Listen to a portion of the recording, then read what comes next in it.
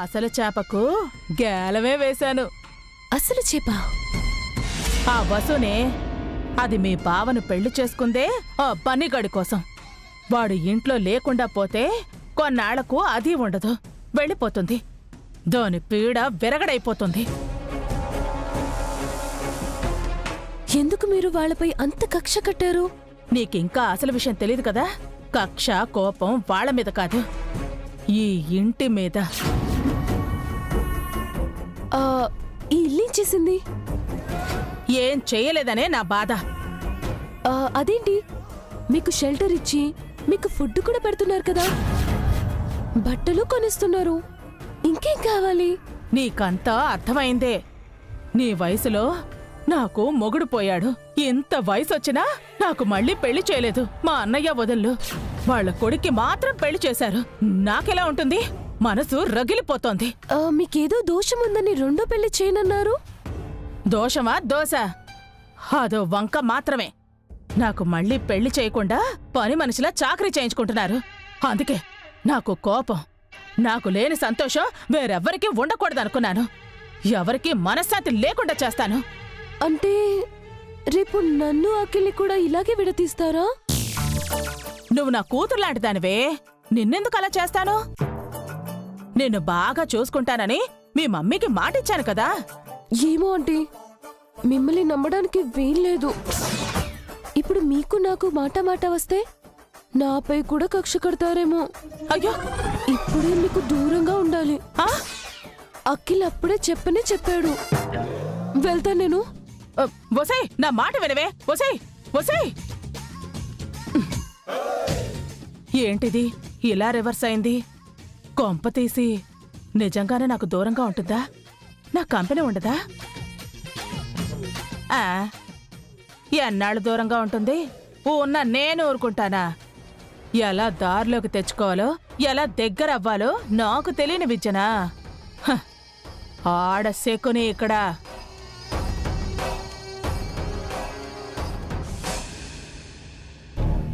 బన్నీని నువ్వలా కొట్టుండకూడదు వసు. మరేం చేయమంటావక్క? స్కూల్కి వెళ్ళనంటున్నాడు. స్కూల్కి ఈ రోజు కాకపోతే రేపు వెళ్తాడు. రేపు కూడా వదిలే. 2 రోజులు ఇంట్లోనే ఉండి వెళ్తాడు. నష్టం ఏంటట? వాడు అసలు స్కూల్కి వెళ్ళను, హాస్టల్కి వెళ్తాను అంటున్నాడు కదా. వాడి అన్నయ్య అక్క హాస్టల్లో ఉండి చదువుకుంటున్నారు కదా. బన్నీకి కూడా హాస్టల్లో ఉండి చదువుకోవాలనిపించిందేమో. ఈ వయసులో హాస్టల్ ఏంటక్కా? అది అర్థం చేసుకునే వయసు కాదు కదా. చెప్తే అర్థం చేసుకోవాలి కదా. మరి అర్థమయ్యే వరకు చెప్పాలి, అంతేకాని చేయి చేసుకోకూడదు. వాడిని కొట్టడం నాకు మాత్రం ఇష్టమా అక్క? వాడంటే నాకు ప్రాణమని మీకు తెలుసు కదా. తెలుసు కాబట్టే చెప్తున్నాను. మొన్ననే పెద్ద గండం గడిచి బయటపడ్డాడు. 2 రోజులు రౌడీ వెధవల దగ్గర బిక్కుబిక్కుమంటూ గడిపొచ్చాడు. పైగా అభికి తగిలిన గాయం తన వల్లే అని గిల్టీగా ఫీల్ అవుతున్నాడు. ఈ టైంలో తనకండగా ఉండి ఓదార్చాల్సింది పోయి ఇలా తిట్టి కొడితే అది బన్నీపై పెద్ద ప్రభావం చూపిస్తుంది. తెలుసక్క, కానీ వాణ్ణి ఒక్కరోజు చూడకపోయినా ఉండలేను. అలాంటిది హాస్టల్కి ఎలా పంపించగలను? వాడడిగితే మాత్రం మనం పంపిస్తామా? నువ్వు ఒప్పుకున్నా అభి ఒప్పుకోవాలి కదా. ఇంకెప్పుడు బన్నీ మీద చేయి చేసుకోకు వసు. అక్కడ అత్తయ్య చూస్తున్నారు. వాడు చేసే అల్లరికి అత్తయ్య ఏమంటారోనని భయం వేసి బన్నీని 2 దెబ్బలు కొట్టాను. అది కూడా నాకు అర్థమైంది వసు. అత్తయ్య తిట్టకముందే నువ్వు బన్నీని కొట్టావు. కానీ అదంతా ఆ పసి మనసుకు అర్థం కాదు. నువ్వు కొట్టావని బాధపడుతూ ఉంటాడు. పద, 4 మంచి మాటలు చెప్పి బన్నీని ఓదారుద్దు గాని. బాగా ఫీల్ అయి ఉంటాడక్క. పిచ్చిదానా, పిల్లలపై మన కోపం ఎంతసేపో పిల్లలకు కూడా మన మీద అంతసేపే కోపం ఉంటుంది. నువ్వు సారీ కూడా చెప్పవలసిన అవసరం లేదు. బన్నీ బుగ్గపై ఒక్క ముద్దు ఇస్తే చాలు, ఇట్టే కరిగిపోతాడు.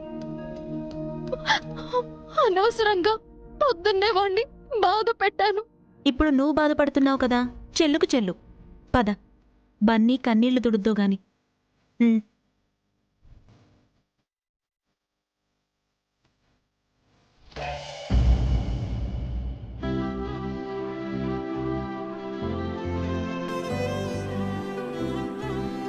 మరి మమ్మీకి ఎదురు చెప్పొచ్చా బన్నీ? తప్పు కదా? నేనేం తప్పు చేయలేదు డాడీ.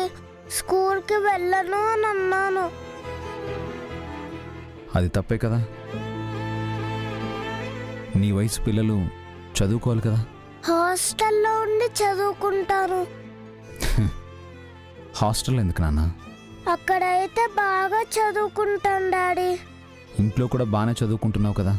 లేదు డాడీ, హాస్టల్లో ఇంకా బాగా చదువుతాను.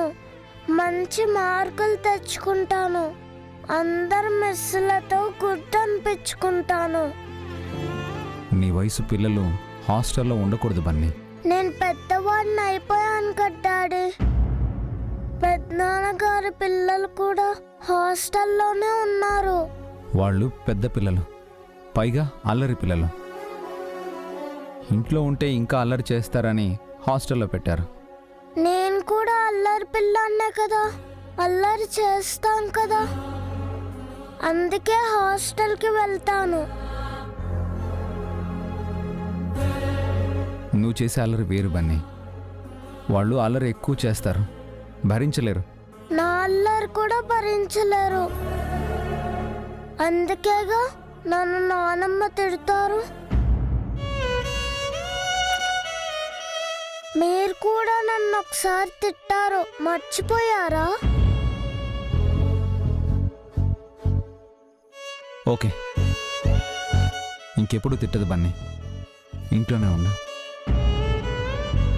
మమ్మీని బాధ పెట్టద్దు ప్లీజ్. సారీ డాడీ, నాకు ఇంట్లో ఉండాలని లేదు. హాస్టల్కి వెళ్ళి చదువుకోవాలని ఉంది. ప్లీజ్. మమ్మీ అర్థం చేసుకోవట్లేదు, మీరైనా అర్థం చేసుకోండి డాడీ.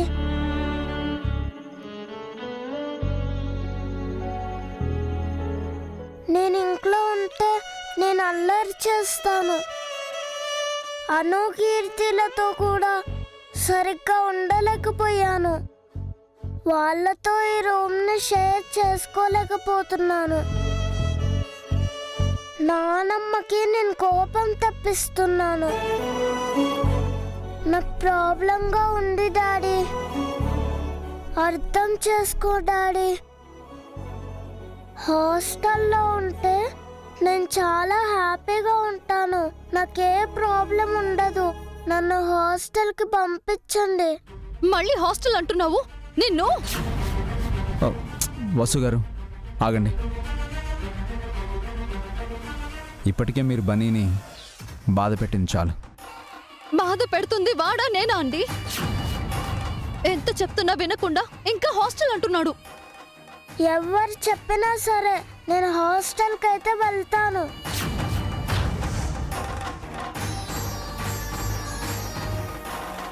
అలాగే బన్నీ, నువ్వు హాస్టల్కి వెళ్దు గాని. ఏవండి? బన్నీని హాస్టల్కి పంపిస్తున్నాం. అదేంటబి? తనకి ఏది ఇష్టం అయితే అదే బన్నీని చేయనివ్వండి.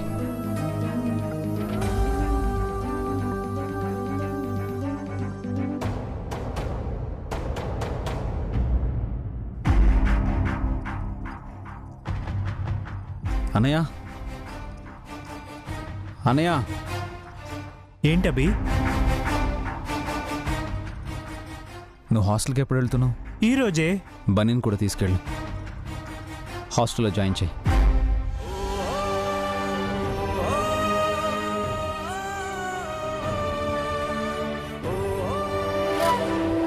ఏమంటున్నావు అన్నయ్య?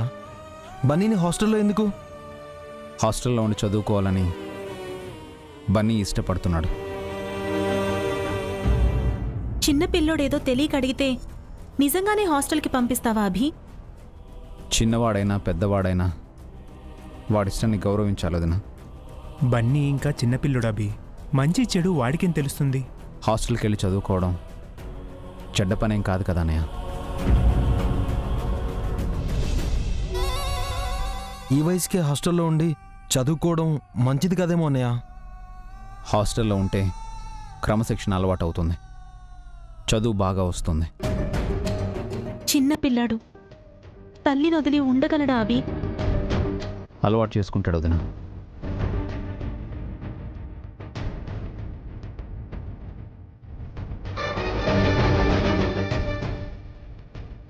కష్టమేమో అభి, హోమ్ సిక్గా ఫీల్ అవుతాడు.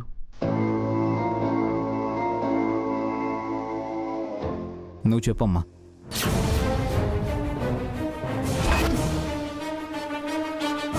మీ విషయంలో నా నిర్ణయం ఎందుకు అడుగుతున్నావు అభి? అదేంటమ్మా, ఇంటికి పెద్దవారు మిమ్మల్ని అడగాలి కదా.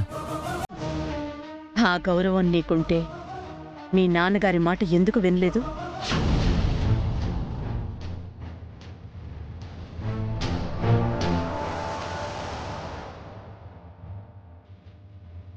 డబ్బులు ఎందుకు తిరిగిచ్చావు?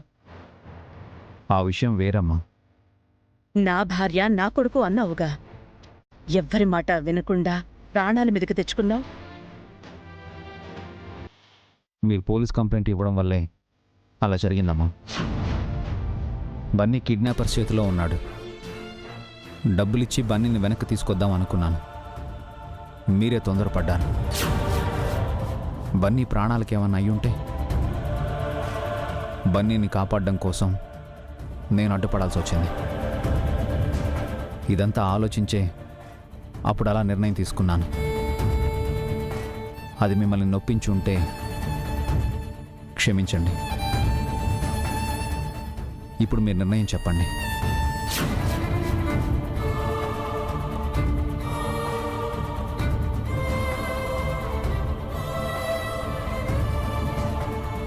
అడుగుతున్నాడు కదా వదినా, చెప్పు. ఆలోచించే నిర్ణయం తీసుకుంటావుగా, అలాగే చెయ్యి. మీరు కూడా ఏంటత్తయ్య? అభి అడిగాడు కాబట్టే చెప్పాను. వేరే సమాధానం ఏదైనా ఉంటే నువ్వే చెప్పమ్మా. అదే నేను చెప్తాను. అది కాదమ్మా, బన్నీ వయసు ఎంత? అను కీర్తిల కంటే కాస్త పెద్దవాడు. హాస్టల్లో ఉండగలడా? నీ పిల్లలు కూడా అక్కడే ఉన్నారు కదరా, వాళ్ళుండట్లేదా? వాళ్ళతో పాటు బన్నీ కూడా ఉంటాడు. 1-2 నెలలు పోతే వాడికి అలవాటైపోతుంది. తోటి పిల్లలతో హాయిగా ఉంటాడు. హాస్టల్ అంటే చైల్డ్ కేర్ సెంటర్ కాదత్తయ్య. పొద్దున్నే వెళ్ళి ఈవినింగ్ తిరిగి రావడానికి. అక్కడి పద్ధతులు, ఫుడ్ అంతా డిఫరెంట్గా ఉంటుంది. డిసిప్లిన్ కూడా వస్తుంది కదండి. బావగారు అది ఆలోచించి బన్నీని హాస్టల్లో వేయాలనుకుంటున్నారేమో. నువ్వు మొయ్. అవునరా, హాస్టల్లో ఉంటే వాడు అల్లరి తగ్గుతుంది, మంచి చెడు తెలిసి చదువు వంట పడుతుంది. చిన్నపిల్లాడికి క్రమశిక్షణ ఏంటి పిన్నిగారు? ఈ వయసుకే తల్లి నుంచి దూరం చేస్తే పెరిగి పెద్దయ్యాక ఆ పిల్లలపై చెడు ప్రభావం పడుతుంది. అభి కంటే నీకెక్కువ తెలుసా పావని? నా బిడ్డ ఆలోచించలేనివాడు అనుకుంటున్నావా? ఇది నా నిర్ణయం కూడా కాదు వదినా. నేను బన్నీతో మాట్లాడాను. తను హాస్టల్ గురించి క్లియర్గా ఉన్నాడు. ఇంట్లో ఉండి చదువుకోవడం కన్నా హాస్టల్లో ఉండి చదువుకోవడమే ఇష్టం అంటున్నాడు. మనం బలవంతం చేసి ఇంట్లో ఉంచితే అది బన్నీ పైన చెడు ప్రభావం చూపిస్తుంది. మొండిగా తయారవుతాడు. అది నిజమే అభి. పిల్లల ఇష్టానికి వ్యతిరేకంగా ఏ పని చేయకూడదు కదా. మరే పిల్లలకి వ్యతిరేకంగా ఏం చేసినా పెద్దయ్యాక రౌడీళ్ళు గుండాలాగా తయారవుతారు. అసలే బన్నీ గడుగ్గా పిల్లగాడు. మొక్కే వంగంది మానే వంగునా అని ఇప్పుడే వాణ్ణి క్రమశిక్షణలో పెట్టకపోతే పోను పోను ప్రమాదకారిగా తయారవుతాడు.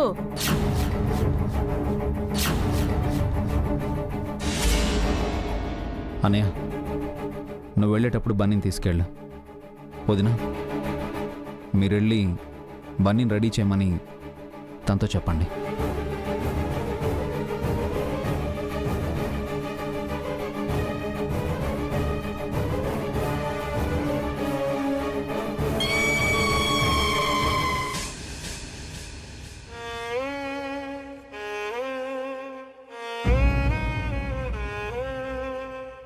ఎందుకు ఇలా మొండికేస్తున్నావు బన్నీ? నా మీద కోపమా? నేను నిన్ను సరిగ్గా చూసుకోవడం లేదా? అదేం లేదు మమ్మీ. మరి స్కూల్ నుంచి వచ్చేటప్పుడు నిన్ను మళ్ళీ కిడ్నాప్ చేస్తారని భయమా? లేదా నీ వల్ల డాడీకి అలా అయిందని బాధ? నువ్వు హాస్టల్కి వెళ్తాను అనడానికి కారణం ఏంటో చెప్పు. నేను బాగా చదువుకోవాలి మమ్మీ. అందరు నన్ను మెచ్చుకోవాలి. ఇక్కడ బాగానే చదువుతున్నావు కదా. నువ్వే కదా క్లాస్లో ఎప్పుడు ఫస్ట్ వస్తావు. అయినా సరే నాకు ఆ స్కూల్ నచ్చలేదు.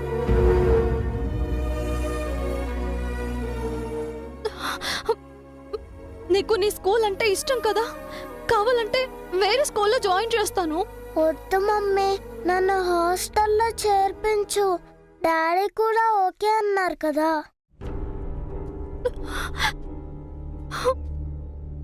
నిన్ను చూడకుండా నేను ఉండలేను బన్నీ. నా వల్ల కాదు. నా వల్ల కూడా కాదు మమ్మీ, కానీ నీ కోసం వెళ్ళాలి. వసు, బన్నీని హాస్టల్కి పంపించడానికి అందరూ ఒప్పుకున్నారు. బన్నీని తీసుకెళ్ళమని ఆయనతో అభి కూడా చెప్పాడు. బన్నీని పంపించు. నా వల్ల కాదక్క, వీడిని విడిచి ఉండలేను.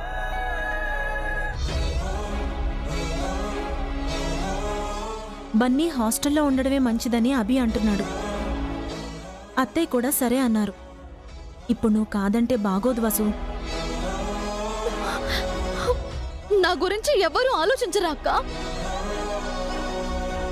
నన్నెవ్వరూ అర్థం చేసుకోరా? నీ బాధ నాకు అర్థమైంది వసు. నా పిల్లల్ని కూడా హాస్టల్కి పంపించేటప్పుడు నేను కూడా ఇంతే బాధపడ్డాను. తర్వాత నెమ్మదిగా అలవాటైపోయింది. వీడు నా జీవితం అక్క. వీడి కోసమే కదా నేను ఇక్కడికి వచ్చాను. వీడిక్కడ నేనెక్కడ ఉంటే ఎలా అక్క? పిల్లల ఎదుగుదలకి మనం అడ్డు కాకూడదు వసు. హాస్టల్కి వెళ్ళాలని బన్నీయే నిర్ణయించుకున్నాడు. తన ఇష్టాన్ని గౌరవించడం తప్ప మనం ఏం చేయలేం. టైం అవుతోంది, త్వరగా తీసుకునిరా.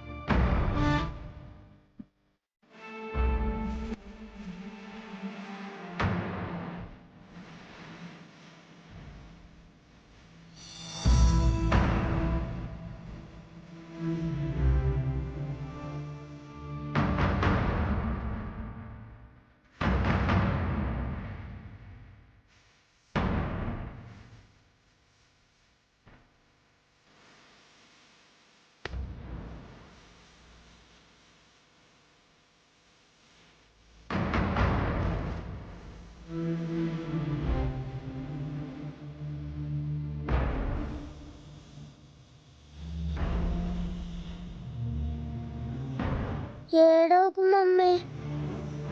పెద్దనాన్న చెప్పారు, నన్ను చూడటానికి నువ్వు అప్పుడప్పుడు రావచ్చంట, ఫోన్ కూడా చేయొచ్చంట. నన్ను పంపించు మమ్మీ. ఎందుకు బన్నీ నన్ను చిత్రవద చేస్తున్నావు? ఇంత మొండితనం నీకెలా వచ్చింది? హాస్టల్కి వెళ్ళాలన్న ఆలోచన నీకు ఎలా వచ్చింది? ఇక్కడ నీకు ఏం తక్కువైంది? సంతోషంగానే ఉన్నావు కదా? నువ్వు హ్యాపీగా లేవు కదా మమ్మీ, అందుకే నేను దూరంగా వెళ్ళిపోతున్నాను. నేనంటే నీకు ఇష్టం లేదా బన్నీ? నిన్ను కొట్టానని కోపమా? ఆ, లేదు మమ్మీ, నువ్వంటే నాకు బోలెడంత ఇష్టం.